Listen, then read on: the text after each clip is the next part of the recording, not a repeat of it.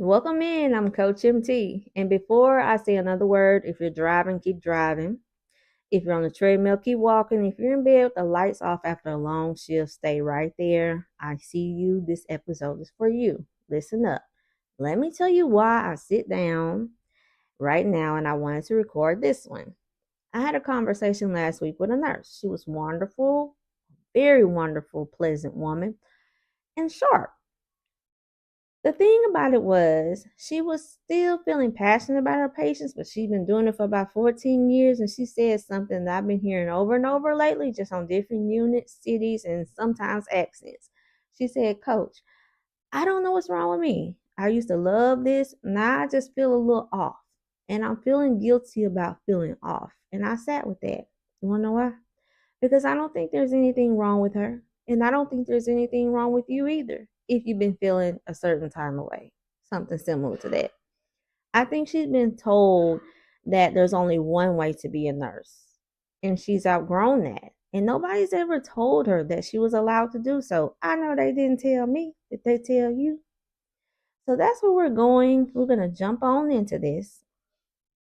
Now, let's just think about some questions. I want you to think about something. When was the last time somebody asked you, not what floor you work on, not what specialty you're in, not how long you've even been licensed or how much money you make, but somebody actually asked you, what phase of nursing are you in? Yeah, probably never. I know nobody asked me, right? So for years, and I think that's the problem because nursing isn't flat. It was never supposed to be one long, identical stretch of road from orientation to retirement. And you know what? The thought of that really scares me. I was like, that ain't what I want. But it allows you to shift.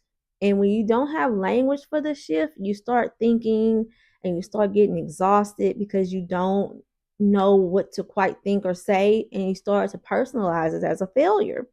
It's not a personal failure, it's a clue. Now, let's talk about a woman named Lillian. Story time, y'all.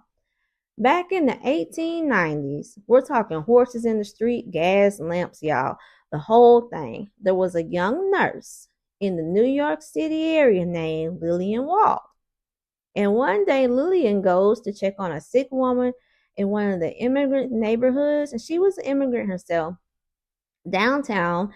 And I want you to picture this. Families packed into tiny apartments, no running water half of the time, kids sharing beds, reported 3 or 4 siblings. I'm going to probably say 6 or 8. People coming off of boats from Europe with nothing and getting sick almost immediately because of the living conditions. Remember, we talked not long ago the conditions that the soldiers were working in, right? Lillian walks into this apartment to do what she was trying to do: check the patient, give the care, and move on to the next, right?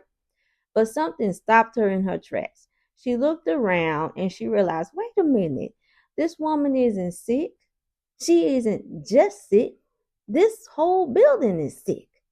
This whole street is sick. And no amount of me coming back and forth from the bedside is going to fix that.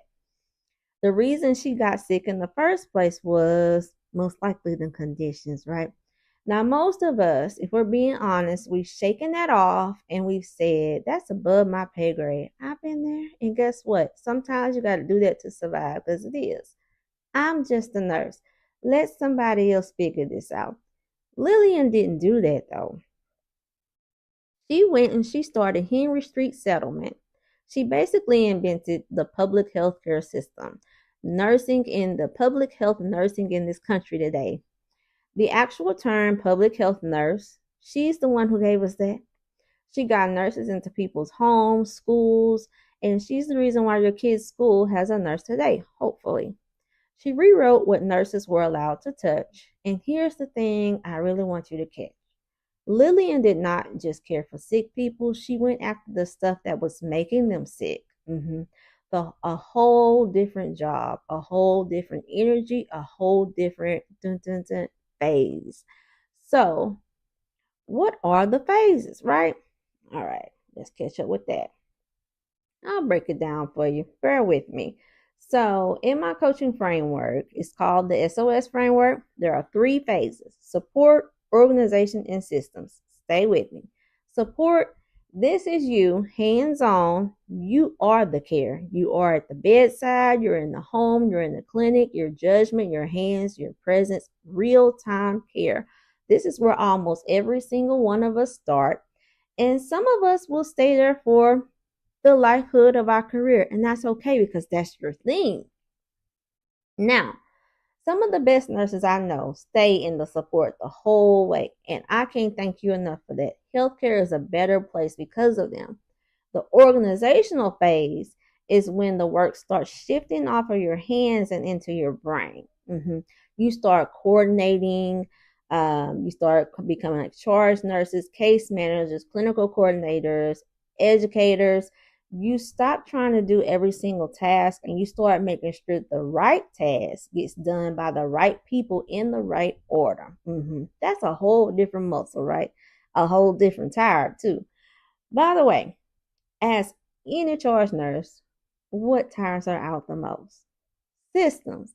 Now we're zoomed all the way out. You're not asking, how do I take care of this patient? You're asking, why do I keep seeing the same patient with the same problem walk through the same door? You're thinking about prevention, policy, program building, leadership, innovations, conditions. None of these phases is better than the other. Hear me out on that. A systems nurse is not more important than a support nurse. That's not what I'm saying. What I'm saying is they are different and you need different tools for each one. And if you're trying to do the work of one phase with another's tools, you're going to feel a little woohoo because it's not supposed to fit. Now, let me talk to my sisters and brothers that have all those credentials behind your name. Like some of y'all are doctorate levels, masters, and now BSN. But I got to pause here because I know some of y'all listening right now, you have your DNP, you have your PhD, your master's. You got the letters behind your name that took you years and a lot of money and late nights and sacrifices to get. And you're still at the bedside, still in the same rotation, still taking the same assignment, still getting told by the same manager where to stand and when to eat lunch. And if you're being honest with yourself, that's frustrating and it sits in your chest some days and you can't quite name it. I have seen this firsthand and it causes a lot of chaos on the unit sometimes. Let me name it for you. It's time. Honestly, way past time. You know what it's time for? It's time for policies and systems being run in these healthcare facilities and hospitals to what? To have your name behind it. Yes, you. Your name, your research, your voice in the room where decisions are being made, because I promise you, Lillian had the idea way before she had anywhere to put it. The vision shows up before the platform does. That's the way it works. It always works that way because it always was meant to be. I'll tell you something. I remember the exact day almost that I created the Pleasantly Uncomfortable. Actually, I do remember that day. And I remember the exact day that I created Clarity Over Chaos. Pleasantly Uncomfortable was to help me survive. Clarity Over Chaos was to help me thrive. I can take you back to the moment, the exact time. And while I'm sitting here right now, there's not a doctorate in sight with my name on it. I'm not waiting on a degree to give me permission to take it to the systems level because the thinking is already happening. The vision is already happening and you weren't given that vision lightly. So when I meet nurses at a doctorate or master's or even sometimes BSN level and still operating in the same exact way he or she did it as a nurse grad, I'm not judging you. I love you and I see you in a lot of ways, but I'm going to ask what I ask everyone. What are you going to do with the letters and degrees behind your name? Not rhetoric, literally. What do you plan to do with it? Because the degree was not supposed to just sit on the wall. It wasn't supposed to be a line on a name tag. That degree was supposed to be a door. And some of you have been standing in front of that door so long you forgot it opens. Well, it's about time somebody kick you through it and consider my foot connected with your behind. Healthcare doesn't need one more credentialed nurse quietly burning out at the bedside. No, we don't. Healthcare needs your name on that policy, your voice in that boardroom, your framework being taught to the next generation. That's the system phase calling you. And some of y'all been ignoring it for quite a while now. It's okay. The call is still there waiting for you to answer it, but it's ready when you are, and you will know when that is, because I'm stepping all over your toes, ain't I? This is where most nurses get stuck. Listen, this doesn't just apply to doctorate and master degree nurses. This applies across the board. Here's what I see constantly in my coaching conversations. Nurses who are ready for systems still grinding it out in the support phase. Thinking they're going to grind their way to the top. You know what that looks like? That looks like you trying to single-handedly fix staffing ratios by being a better nurse. It looks like you absorbing the weight of the policies that you didn't write. It looks like you clocking out and crying in your car because the system is broken and you keep trying to patch it with your own body. I done stepped all over my toes, y'all, with that. I want to say this gently, but I want you to hear me very clearly. You cannot out-nurse a broken system. You can pour every drop of yourself into every patient on your floor, and that floor will continue to produce new ones. You've seen that, haven't you? Because the problem isn't the bedside. The problem isn't the building. The policy and design is the problem. And if you feel that in your bones, if there's a part of you that keeps whispering, there's got to be a smarter way of doing this, I don't think that's burnout talking. I think that's your next phase knocking.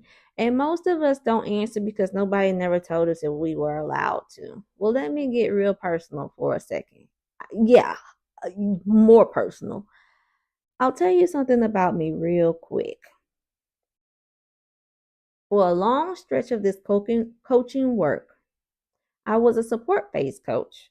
One nurse at a time, one Zoom call at a time, one deep, tender moment holding space for someone in a conversation at a time. And I loved it. And I still do. And I'll never not do that. But at some point, I started noticing a thing about myself. I get on a call and I think, okay, they're better. For now, that is. But when she walks back into that same floor, answering to that same manager with the same schedule, with the same everything, how many of these calls is it going to take? And I realized I was trying to support my way out of a systems problem. Yeah. That's when I started building. That's when I started really looking into my vision and realigning, right? That's why I created the Nurse Resilience and Mental Wellness Experience. That's why it exists. That's why I'm doing this on May the 29th here in Beaumont, Texas. And if you're in the area, you're welcome to come, because I'm not just trying to help one nurse recover anymore. I'm trying to build a room, a space, a structure, an experience that changes nurses in what they have access to in the first place. Lillian built Henry Street. I'm building this. The scale is different. I'm not comparing myself to this woman in no way, but the instinct is the same. So just treating the symptom, I'm going to stop doing that. I stopped doing that. Now I'm going to go after the conditions. So let's bring it back to you. I want you to answer the question I asked at the top. Now that you know the language, what phase of nursing are you in? Are you in the support phase, giving sacred, beautiful frontline care and just need better tools to keep doing it without burning out or breaking? Or are you in the organizational phase, feeling the pull toward leadership, structure, and toward holding things steady for other people? Or are you in the systems phase, looking around thinking somebody needs to build something different, and I think that somebody might be me? Yes, I think that person might be you. There is no wrong answer here. There's only an honest one. And the thing about honesty, you can't lie to yourself.